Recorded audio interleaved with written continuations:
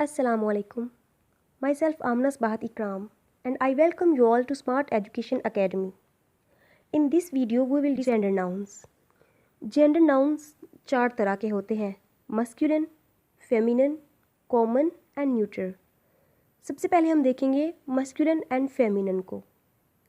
masculine और feminine के बारे में मैं सबसे पहले आपको बताऊंगी कि masculine जो है वो डिनोट करते हैं मेल को और जो फेमिनिन होते हैं वो डिनोट करते हैं फीमेल को। लेकिन मैस्कुलिन और फेमिनिन को एज ए एडजेक्टिव यूज़ किया जाता है एक इंसान की क्वालिटीज़ और उसकी लुक्स वगैरह दिखाने के लिए।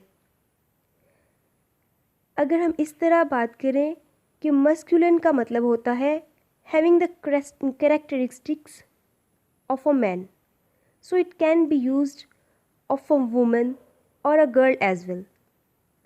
मिसाल के तौर पे a lady standing in the centre has masculine looks, similarly with feminine.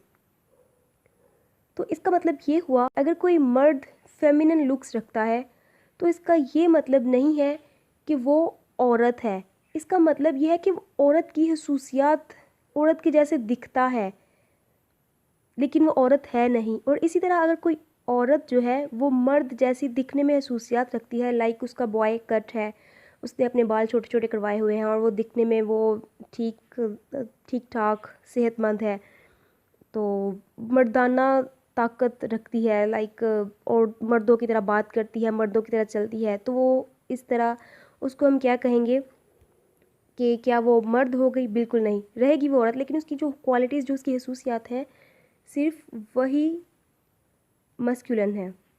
और इसके बाद अगर हम बात करें कॉमन जेंडर की, तो all the nouns that refer to either male और female are said to be of common gender. For example novelist, novelist male भी हो सकता है, फीमेल भी हो सकती है। Friend, a teacher, doctor, neighbour या ऑर्फन, ये सारे मेल फीमेल को स्पेसिफाई नहीं कर रहे, ये कॉमन है, ये मेल के लिए भी यूज़ किए जाते हैं वर्ड्स और फीमेल के लिए भी। नेक्स्ट हम अगर देखें बात करें न्यूट्रल जेंडर की, तो ये किसी भी स्पेसिफिक सेक्स या फिर किसी भी स्पेसिफिक चीज़ के लिए यूज़ नहीं किए जाते, ये दोनों चीज़ों के लिए इकट्ठे ही यूज़ किए जाते हैं और ये मटेरियलिस्टिक चीज़ों के लिए यूज़ किए जाते हैं।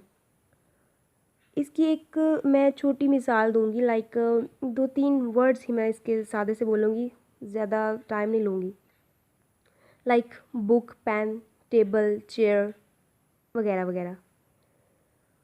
और मैं उम्मीद करती हूँ कि आपको जेंडर्स की समझ आ गई होगी। मज़ीद इसी तरह की अच्छी वीडियोस देखने के लिए हमारे चैनल को सब्सक्राइब कीजिए और अगर आपका कोई भी क्वेश्चन है तो नीचे कमेंट बॉक्स में ज़रूर लिखिए। तब तक के लिए मुझे इजाज़त दीजिए। अल्लाह हाफ़िज़। Smart Education Academy, a distant learning platform.